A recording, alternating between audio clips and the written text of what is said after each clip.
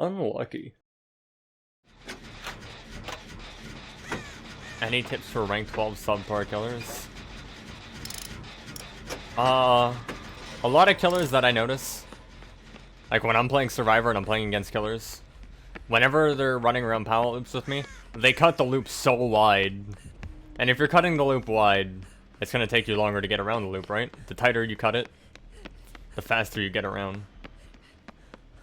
So stick as close to the loop as possible while you're running around it, and you'll catch up faster.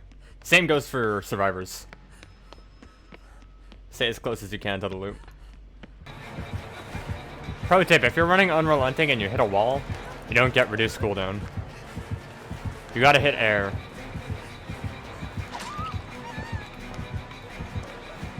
Like, it has to be a complete whiff.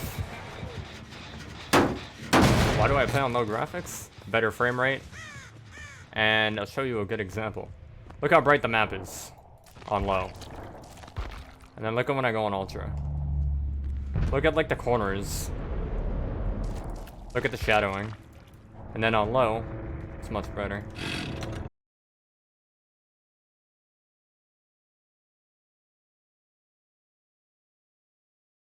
When should you start prestiging? You can prestige when you want, really. I say get a killer or survivor, the perks you want, and then prestige other killers or survivors. So if you want a P3 Claudette, level up your Meg to 50, get the perks you want on her, and then start prestiging a Claudette. It's rough for killers though, because all killers have different playstyles, and the one who you like the most you're gonna want to prestige. Dead Hard or Sprint Burst? Dead Hard is more fun to play with, but Sprint Burst is better. What do I recommend to a new DBD player? The first thing you want to do, if you're new to DBD, if you are playing Survivor, and you want a main Survivor, level up David King to level 30, get the perk We're Gonna Live Forever, and farm your teammates. And don't feel bad about it. Get those blood points. That's the best advice you'll ever get. For a killer, you want to try to get your hands on the perk Barbeque and Chili, which is a teachable perk for Leatherface that is unlocked at level 35. But you have to purchase that DLC. It's like a $5 DLC for the Leatherface killer. But it's very much worth it. Barbeque and Chili is like the best perk in the game for killer. What's the actual tier list for killer? In my opinion, the best killer would be Nurse. After Nurse is Billy. After Billy, Huntress, then Clown, then Myers. And then everything after that is pretty trash. It's not a tier list, it's more of an order. Best to worst.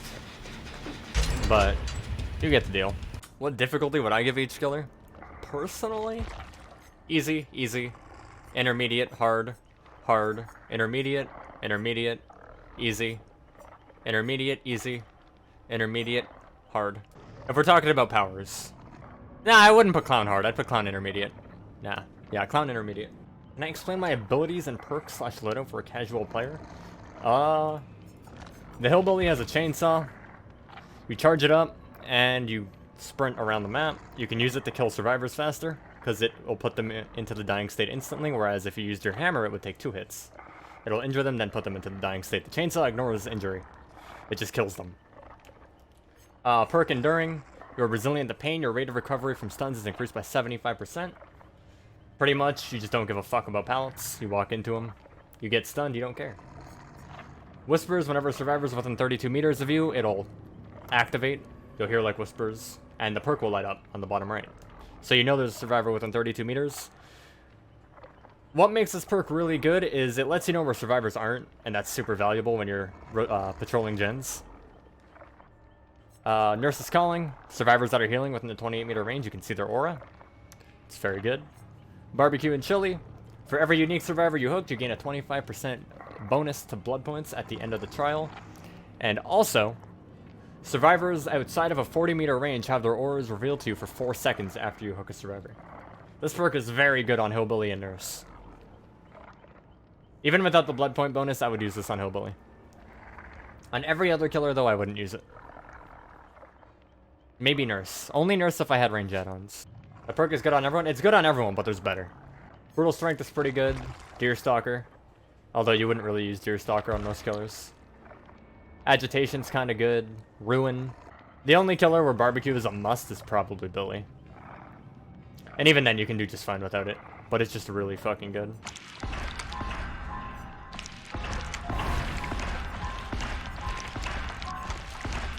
How do I do Blood Web so fast? I do exclamation point Blood Web. Pretty much I tap it and I hold it. I hold it just like you. But as I'm holding it, I drag off from the next node that I want to purchase. So it seems faster, but it's not. Would I suggest leveling up first for Survivor? David's a really good option because at level 30 you get We're Gonna Live Forever. And it's pretty easy to get stacks, just body block. Like if the killer has someone on his shoulder, walk up to the killer, trap him, make him hit you. You get a stack for that, that's 25% bonus blood points. You can do that 4 times for a total of 100%. That's always pretty good. Claudette's really good for self-care. Meg has Sprint Burst and Adrenaline. Who else? Bill has Unbreakable. Lori has DS. I would go with David. David also has Dead Hard. That's a pretty decent exhaustion perk. You think the one game is so bully and explain to me why I did what I did? I downed a Survivor. I noticed the Survivor had Decisive Strike, so I'm like, alright, I'm gonna slug him. Because if you pick up a Survivor and they DS you, that doesn't apply any pressure, right? The other Survivors don't feel like they need to do anything. But if you slug them, they feel like they gotta go pick them up. So they're gonna go pick them up, or attempt to. And so you use that to your advantage, and you stay around the slug. And you continue downing people.